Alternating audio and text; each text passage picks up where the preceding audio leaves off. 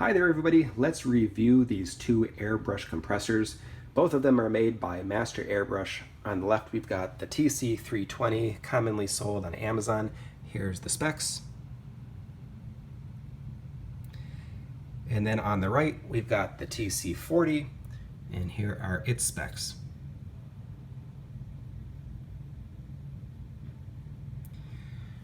So obviously the big difference between these two is that the TC-40 has a storage tank and the 320 does not.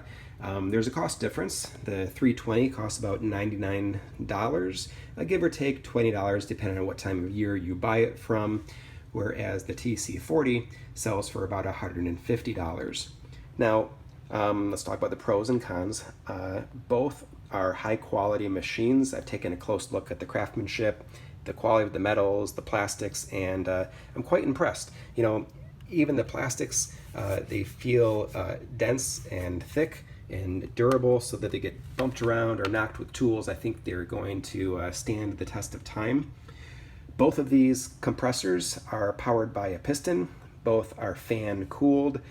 Both have water traps, which is a necessity if you're doing any sort of serious airbrushing, and both have gauges, pressure gauges, which will show you your working pressure. One thing to note, this pressure gauge doesn't show you the tank pressure, it shows you the working pressure. The tank will automatically fill up to about 47 psi, and then you use the regulator and watch this gauge to get your working pressure for your airbrush. Both come with a really nice metallic blue powder coated finish. Both are small enough to be portable. Obviously the one with the tank is bigger and a little bit heavier, but not by much. It's, you know, about 5 kilograms, says 5.2 kilograms on the sticker here, and this one here is 3.4 kilograms. Both can be easily carried with one hand from the handle here. No problem. So easily moving from room to room or from your shop to your car. No worries there.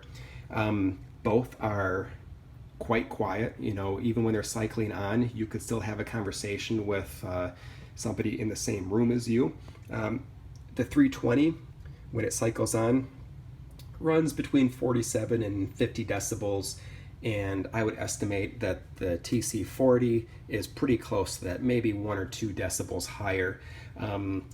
Both will get a little bit louder under pressure, but nothing to be, you know, concerned about. You could very easily use either one of these compressors in your basement or in another room while other family members are sleeping. Maybe not if they were in the room right next to you, but if they were 2 rooms down or upstairs, you should be just fine.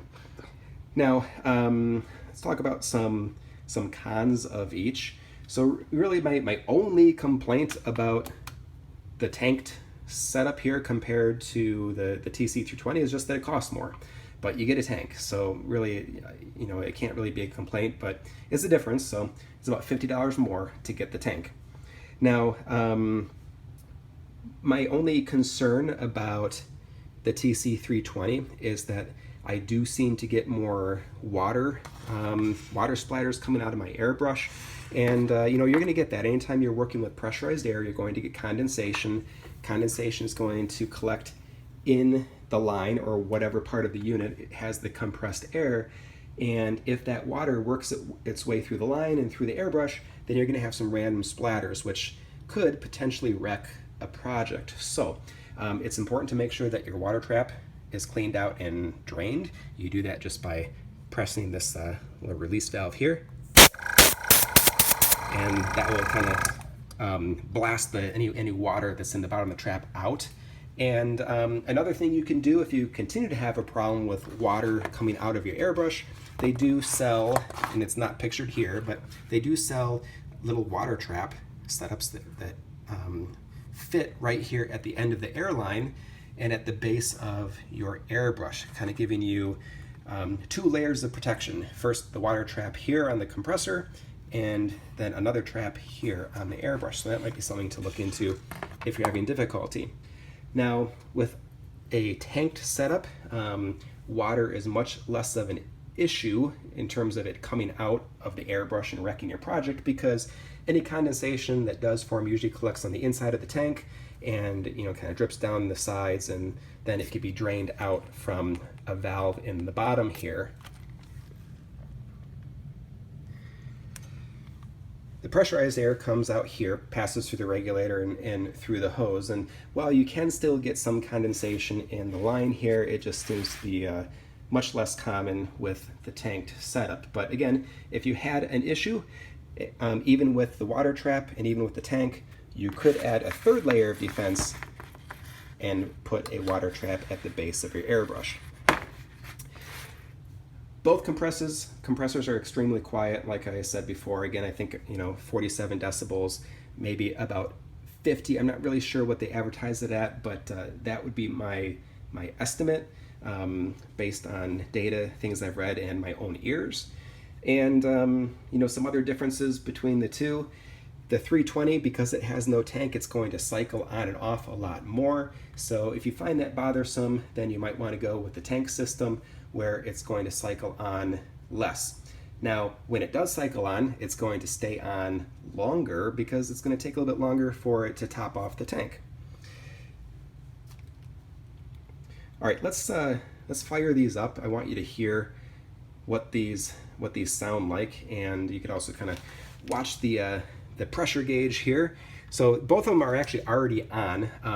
The pistons are not pumping right now. It's not cycling because they're already under full pressure. But you'll see here with the 320, as soon as I spray the airbrush, it's going to cycle on. So here we go. And I've got the regulator set at about 30 psi, which means that my working pressure, you're going to see it dip. It's probably going to operate somewhere between 22 psi.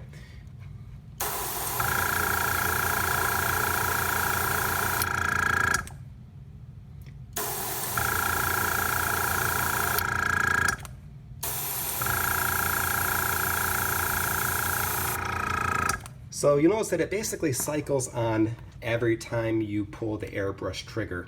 And it has to do that because there's no place to store the air pressure for use. So it basically creates pressure on the fly. All right, let's take a look at the TC-40.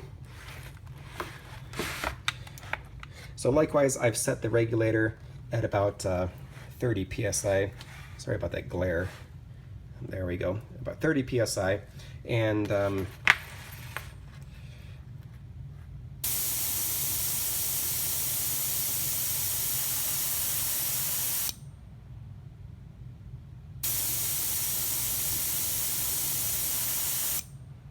so you notice I've sprayed a little bit, and the compressor has not kicked on. Obviously, it's using air from the tank, and that's one of the key differences is it's not going to kick on until the pressure loses enough of its air that it warrants the need to do so.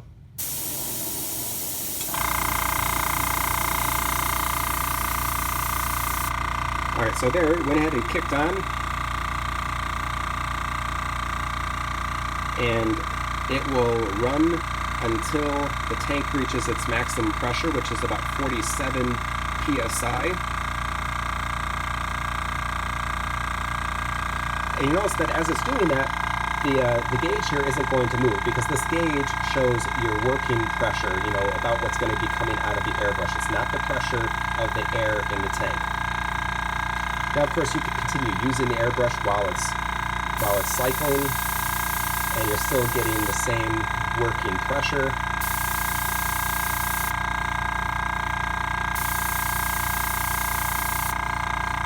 All right, and now I'm going to go ahead and hold the airbrush trigger down and just see how long we can go and maintain 22 psi, which is really 22 psi. You'll find that when you're airbrushing, a lot of the paints recommend about somewhere between 22 and 30. So at least the paints that I use. So as long as we can maintain that pressure consistently, then we are good to go. So here's a long blast.